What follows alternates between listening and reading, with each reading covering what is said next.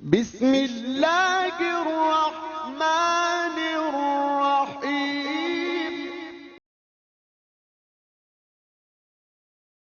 Donc, à la suite de ces lettres, nous ajoutons trois autres lettres qui ont la même forme d'écriture et la différence se trouve dans la position des points. Donc, nous avons le jimun, ensuite le haun et le qaun. Nous allons voir comment s'écrivent ces différentes lettres. Commençons par la lettre jim. Donc, nous avons un jim, jimun. Donc, le phonème est peut-être ne vous est pas très étranger puisque on retrouve le même phonème quand on doit dire Dieu. Donc, le jimun. Donc, la lettre qui suit est donc le ha.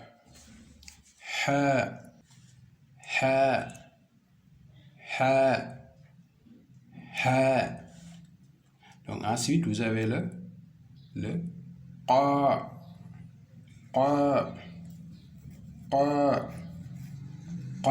Donc ça sort de la gorge. Vous soulevez légèrement la langue vers le haut. Donc qa.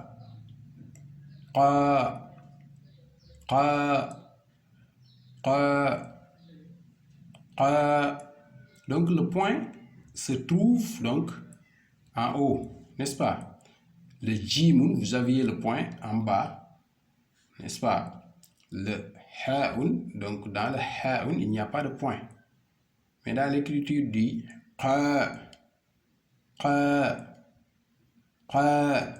donc vous avez le point en haut. Qa, ha, donc jimun, haun, jimun, donc jim, donc je, haun.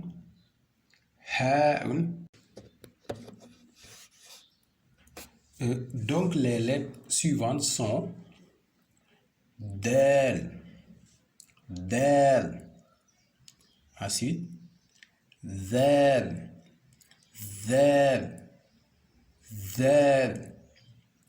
On va les voir une à une. Nous les avons encore regroupées, ces deux lettres, parce qu'elles ont la même morphologie, la même écriture.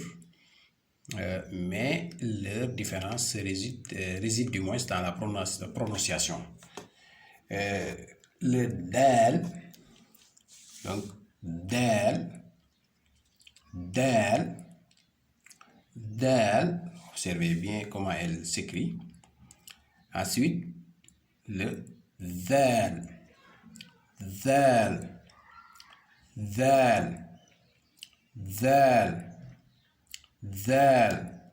Donc, dalun, zalun. Le dal, donc c'est un de, n'est-ce pas? Vous appuyez légèrement sur la partie haute. Dal. Pour le zal, vous essaierez de mettre la langue entre les dents. Donc, zal. Dalun. Zalun. Dal. Zal. Essayez de recopier la lettre, de maîtriser la morphologie. Les deux lettres qui suivent sont donc ensuite nous avons deux autres lettres que sont ra'un, zay'un, ra'un, zay'un, ra'un, zay'un, ra, zay, ra, zay. Voyons comment s'écrivent ces deux lettres. Donc, ra'un, c'est l'équivalent du R, n'est-ce pas, en français. Zay'un, zay. Donc, vous mettrez la langue entre les deux dents, les niveaux dentaires, donc dents supérieures, dents inférieures. راء ضيء راء زي راء ضيء شين شين n'est-ce pas? Allons-y. Donc, sin, répétez après moi. Sin, ensuite, shin, shin. Donc, la différence entre ces deux lettres aussi réside dans leur écriture. Pour le shinun, n'est-ce pas? Donc, pour le shinun, vous avez les 3 points, alors que pour le sinun, il n'existe pas de points. Nous allons passer en revue tout ce que nous venons de voir avec la prononciation. Donc, alif, alif, ba, ba, ta,